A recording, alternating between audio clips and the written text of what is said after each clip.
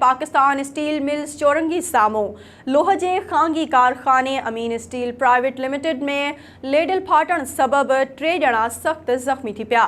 ज़ख़्मियुनि खे ॻणती जोगी हालत में ख़ांगी अस्पताल मुंतक़िल कयो वियो। एसएस न्यूज़ के रिपोर्टर आज़ाद ख़ासखेली मूजिब स्टील मिल्स चौरंगी साम्हूं लोह जे ख़ांगी कारखाने अमीन स्टील में लोह जे लेडल फाटण सबबि 40 वरियनि जे अहमद अली ऐं सुपरवाइज़र मुख़्तियार समेत 3 ॼणा सड़ी ज़ख़्मी थी पिया। पुलिस जो चवणु आहे वाक़ियो गुज़िरियल ॾींहुं पेश आयो आहे।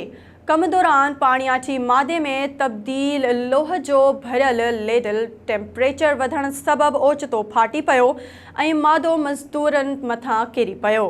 पुलिस जो चवणु आहे त कारखाने जे मालिक इमरान अमीन ऐं असिस्टेंट मैनेजर जा बयान रिकॉर्ड करे वधीक जांच करे रहिया आहियूं।